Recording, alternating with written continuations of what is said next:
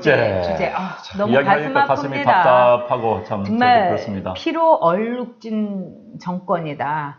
정말 사화로 얼룩진 정권이다. 네. 그리고 사람에게 상을 줄 때도 꼼꼼해야 되겠지만은 벌을 줄 때도 정말 진중하고 신중해야 되는데, 이 정권은요, 문재인 대통령이 뭐 그 외국 가서도 뭐 다뤄라, 뭐 재판에 하라 했는데 다 무혐의로 나왔고요. 네. 그 다음에 이번에 이재수 장관이 스스로 목숨을 끊으면서 여기서 끝냈으면 좋겠다. 저는 네. 너무 가슴 아프고요.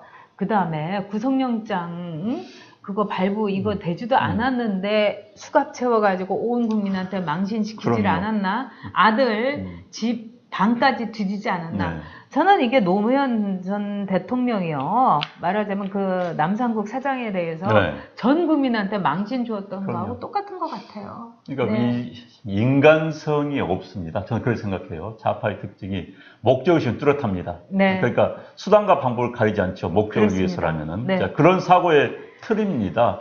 그 사람들이 얼마나 당한 인간적인 고통에 대해서는 고려하지 않아요. 본인들의 목적, 그게 선이라고 생각하면 밀어붙이는, 참 정말 끝없는 보복의 악순환입니다. 벌써 세 번째입니다. 벌써 2명의 법조인이죠. 그렇죠. 과거 국정원에 근무했던 변호사, 검사, 또 네. 변호사, 이런 사람 2명이 목숨을 던졌고, 다 우리 이 사회 엘리트들입니다. 다 정상적인 사고를 하는 분들입니다. 그런데 이번에 이제 이재수 사령관은 참 주의평이 굉장히 좋은 군인이었습니다. 학자 스타일 군인이었습니다. 어찌됐든 본인 말 맞다나, 기무사령관은 자기와는 어울리지 않은 자리였는데, 이제 박지만 씨와의 관계 때문에 임명된 것 같아요. 그러나 짧은 기간이었죠. 그렇죠. 1년도 참 못했지만.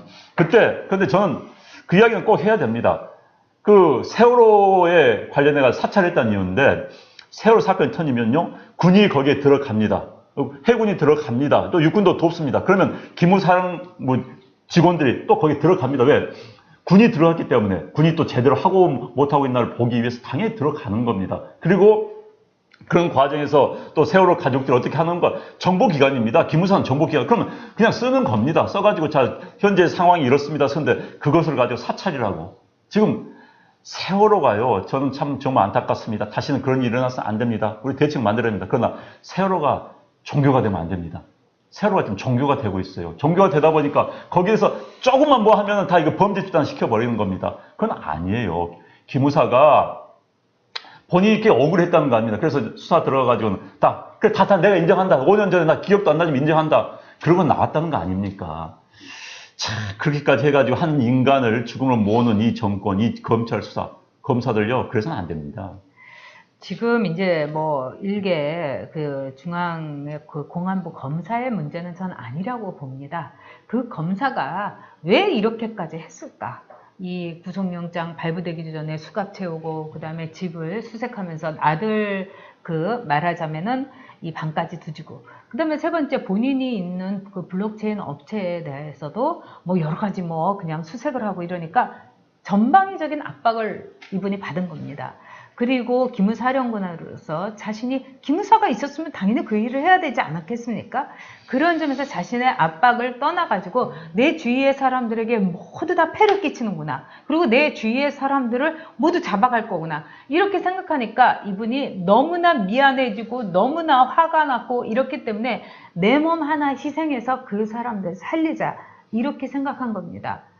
자, 인구 늘린다고 하죠. 근데 3만 명의 젊은 친구들이 외국으로 떠납니다. 이 나라를 포기하고. 왜 그랬을까요? 자, 벌써 이 정권 들어서 3명이 아니라 제가 보니까는 카이 부사장까지 진짜 아까 그분도 얘기해서 4분이 벌써 저 세상으로 갔습니다. 뭐 하는 겁니까? 이래가지고 이거 나라입니까? 나라는요, 국민의 재산과 생명을 보호하는 게 대통령의 최선의 임무입니다. 근데 이게 사람 죽이는 게 이게 나랍니까? 사람 이렇게 밀어 떨어뜨리는 게 이게 대통령입니까? 저는 정말 너무 분노하고요. 너무 가슴이 아파요. 지금 업보를 쌓고 있습니다. 네. 제가 이제 제목을 이 업보의 끝은 이렇게 이야기했습니다. 정권 바뀌면 어떻게 할래요? 솔직히.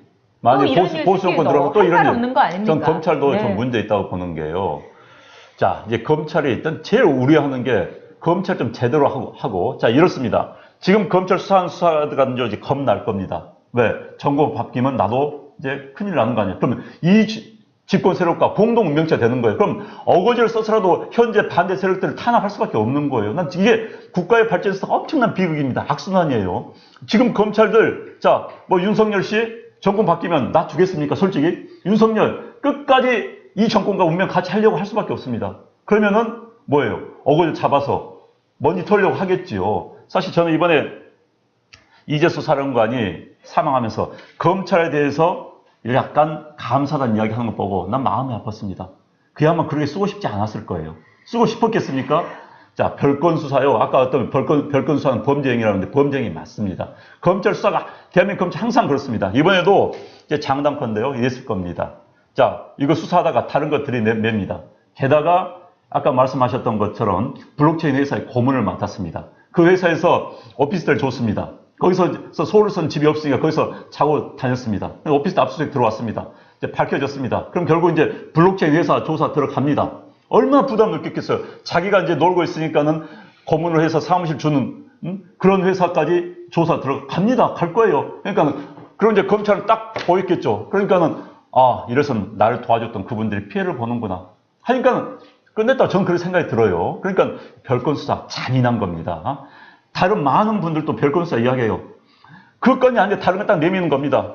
뭐 친인척 거, 자식들 거 내밀어 놓고 MB 수사도요. 제가 듣기로는 그런 많이 그랬습니다. MB 관련 측근들 할 때 네. 자식들 범죄 딱 들어놓고 야, 너 자식도 간다. 어떻게 할래? 하면은 자식 살리기 위해서 그냥 다 부는 겁니다. 이런 식의 수사 범죄 행위입니다. 검찰 근데 이게 아주 검찰의 수사 기법이 돼버린 거예요. 게다가 이런 정치 사건에 그런 짓 해서는 안 됩니다. 정말. 그런데 검찰들이요. 다는 안 그랬어요. 열심히 검찰 정말 지방에서 형사사건 해서 하루에도 수십 건씩 담당하는 고생하는 검찰들 많습니다. 그런데 일부 검사들이요. 정치 검사도 있습니다. 이 사람들 속된 말로 자기 출세하기 위해서 자기의 검찰권을 휘두르는 사람 많습니다. 자기 출세하기 위해서 속된 말로 인사고과 받기 위해서 진급하려고.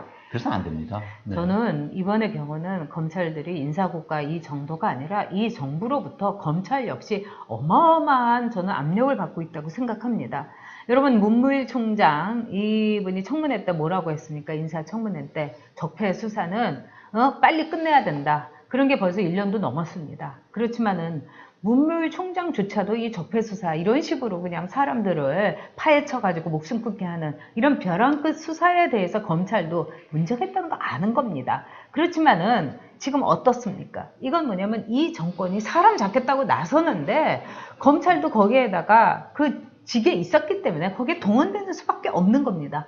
벌써 그 적폐 수사가 지금 1년이 뭡니까? 1년 반 동안 이 정권이 하는 거는 뭡니까? 과거에 말하자면은 그 자리에 있었던 사람은 모조리 부역자라고 해가지고 칼을 겨누는 겁니다. 그러면 이 정권은 그런 일 안 당하겠습니까?